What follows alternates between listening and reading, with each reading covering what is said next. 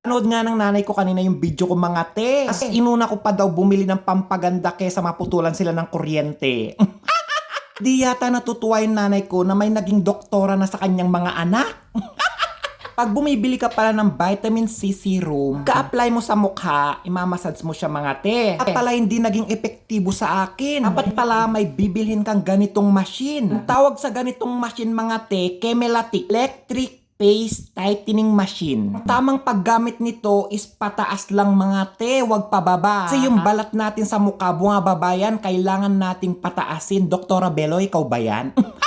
Lagi kasi ako nanonood kay Dr. IB. Hindi nyo kilala si Dr. IB. Siya yung pinakasikat na doktor sa Pilipinas. Pwera kay Dr. Vicky Bello Doktora siya ng mga artista pagdating sa pagpapaganda. Nakikita ko nga sa kanya yung technique niya pagdating sa pagpapaganda ng mukha. Itong ganito yung technique niya mga te. Pataas daw yung paghagod para daw mag-tighten yung skin. Upper stroke lang lagi. Benefits ng ganitong machine, sasabihin ko sa inyo te, wag niyong pagsasabi Yung red light, yung hindi nakakalam sa red light, kulay pula yun mga te. Promotes collagen activity and make skin smooth and soft. English yun, nakapag-abroad lang, nag-i-English na.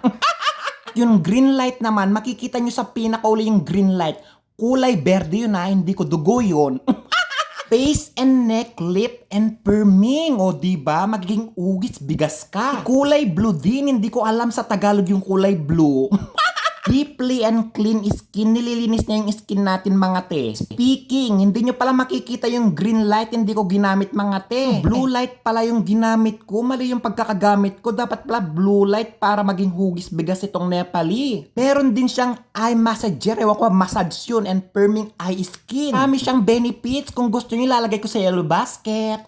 Dami ko sinabi, nagbebenta pala ako nito. Charot lang, syempre, hindi ako nagbebenta nito. Yun lang yung 4 modes for different skincare effect. Yan na naman yung English ko. Nakapag-abroad lang, nakapag-English na. Hindi na ako masyado nakakatawa dito kasi pinagalitan ako ng manager namin. Tawa daw na akong tawa. Multifunctional use in various parts nga mga te. Ito yung mga sumusunod. Forehead, sa noo yun baka hindi nyo alam. Periucular, sa ilalim ng mata matatagpuan yun. Sa nose, sa cheek, sa jaw, at saka sa neck mga te. Kayo na lang yung bahalang mag-research kung anong kahulugan ng nose. Large LED screen din siya mga te. Easy to view, function, and strength. Gandang pangregalo, lalong-lalo na kapag Christmas, sasabihin ng inaanak mo, Mare, ito na lang ibigay mo sa inaanak mo Ang pinakamaganda, USB charging, easy to carry. Sobrang ganda ng resulta. Talagang bumata yung Nepali dito. Kanina 23 years old lang siya. Ngayon parang 18 years old na siya mga te. Dahil wala na akong masabi dito sa binili kong tightening machine, sobrang ganda niya. Awal palang gumamit nito yung may active na pimples mga te. Galingin nyo muna yung mga pimples nyo bago kayo bumili nito at gumamit. At ang pinakamagandang gawin nyo, mag-consult muna kayo sa mga dermatologist nyo bago kayo bumili